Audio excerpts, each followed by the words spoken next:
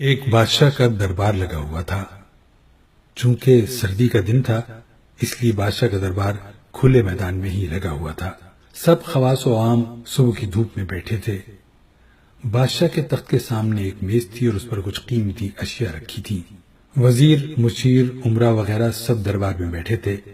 بادشاہ کے خاندان کے دیگر افراد بھی موجود تھے۔ اسی وقت ایک شخص آیا اور دربار میں داخلے کی اجازت چاہیے۔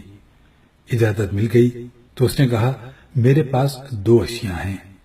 میں ہر ملک کے بادشاہ کے پاس گیا ہوں اور اپنی اشیاء کو بادشاہ کے سامنے رکھتا ہوں، پر کوئی فرق جان نہیں پاتا۔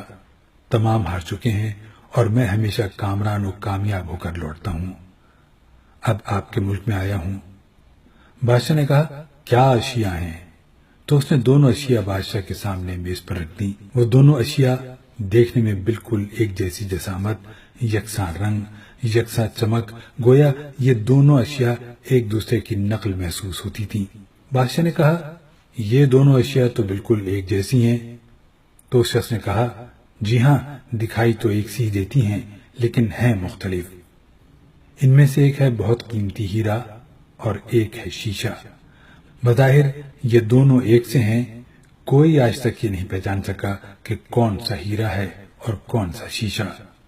کوئی جانچ کر بتائے کہ ان میں سے ہیرا کون سا ہے اور کون سا شیشہ۔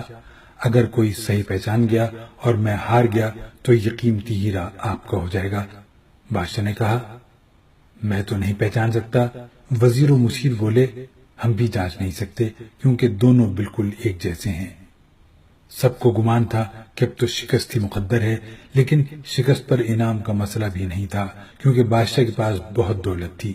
بادشاہ کی عزت کا مسئلہ تھا کیونکہ تمام عالم میں یہ مشہور تھا کہ بادشاہ اور اس کی رعایا بہت ذہین ہے اور اس طرح ان کی سبکی ہوتی۔ کوئی شخص بھی پہچان نہیں پا رہا تھا۔ آخرکار تھوڑی سی ہلچل ہوئی۔ ایک نابینا شخص ہاتھ میں لاٹھی لے کر اٹھا۔ اس نے کہا، مجھے بادشاہ کے پاس لے چلو۔ میں نے تمام باتیں سنی ہیں اور یہ بھی سنا ہے کہ کوئی پہچان نہیں پا رہا ہے۔ ایک موقع مجھے بھی دیں۔